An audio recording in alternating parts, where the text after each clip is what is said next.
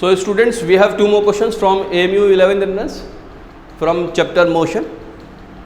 पहला क्वेश्चन है, an object is moving with uniform velocity. The area enclosed under the velocity time graph between any two instants t equal to t1 and t equal to t2 gives us. तो ये पूछ रहे हैं कि एक object है जो uniform velocity से ट्रेवल कर रहा है, मूव कर रहा है. Area enclosed under the velocity time graph. Area जो कि वेलोसिटी टाइम ग्राफ के नीचे, यानी कि नीचे वाला जो एरिया होगा वेलोसिटी टाइम ग्राफ के, between any two instant t1 and t2. तो जो दो बाउंड्रीज हैं वो t1 is equal to t is equal to t1 to t is equal to t2 वाली हैं. Gives us. तो एरिया हमें देता क्या है, ये बेसिकली ऑप्शन पढ़ने की भी ज़रूरत नहीं है इसकी. इसका तो क्लियर कट हमें पता है कि डिस्प्लेसमेंट का मैग्नीट्यूड बता देगा. फिर भी हम पढ़ लेते हैं. Option A is the magnitude of displacement. This is the answer. बात समझ में? इसको अभी हम एक्सप्लेन भी कर लेते हैं. The second option is velocity of the object. तो वेलोसिटी नहीं देगा, एरिया जो है वो वेलोसिटी और टाइम का प्रोडक्ट होगा. तो उसकी डायमेंशन कभी भी वेलोसिटी के बराबर नहीं आएंगी, तो बी नहीं हो सकता. सी है acceleration of the object. Acceleration तो स्लोप से पता लगता है वेलोसिटी टाइम ग्राफ के. ठीक है, यहाँ पर एरिया पूछा. Force acting on the object, तो ये हम अभी नेक्स्ट चैप्टर में पढ़ेंगे. फोर्स हमें कैसे पता लगती है, तो वो कभी भी एरिया से पता नहीं लगेगी. 2013 का AMU का क्वेश्चन है ये. देखिए, ये बेसिकली जो पूछ रहे हैं ग्राफ बनाने की, वहाँ पर ज़रूरत नहीं पड़ेगी, लेकिन यहाँ पर मैं बना रहा हूँ. सपोज वाई एक्सेस पर वेलोसिटी और एक्स एक्सेस पे हमने टाइम ले लिया, और कोई हम ग्राफ प्लॉट कर लेते हैं कैसा भी, क्योंकि यूनिफॉर्म मोशन इन्होंने लगा स्ट्रेट लाइन बना लेंगे. अगर यूनिफॉर्म नहीं भी होगा ना तो भी आंसर यही आएगा. ठीक, बहरहाल इन्होंने यूनिफॉर्म कहा है तो हमने स्ट्रेट लाइन बना ली, और कोई भी दो इंस्टेंट चूज़ कर लिए. Suppose it is t1, it is t2.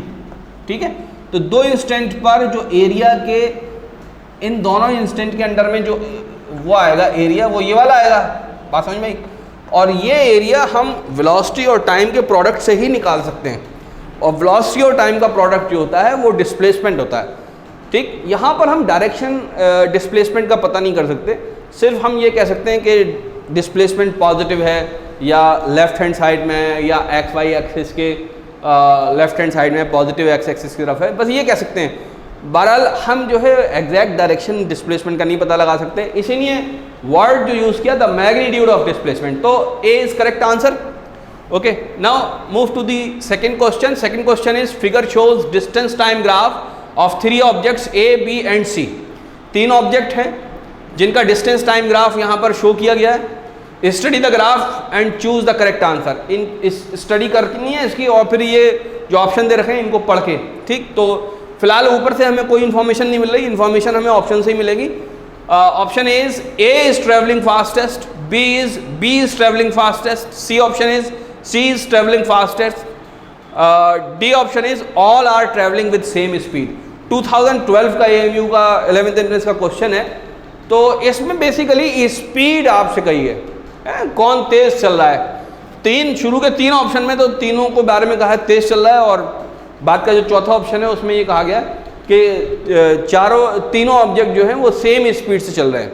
ठीक, तो बेसिकली स्पीड अगर हमें पता करनी हो डिस्टेंस टाइम ग्राफ से, स्पीड अगर हमें पता करनी हो डिस्टेंस टाइम ग्राफ से, तो हम स्लोप देख लेते हैं. जिसका स्लोप ज़्यादा उसकी स्पीड ज़्यादा, ये अभी हम पढ़ चुके हैं. तो slope of distance time graph gives is speed.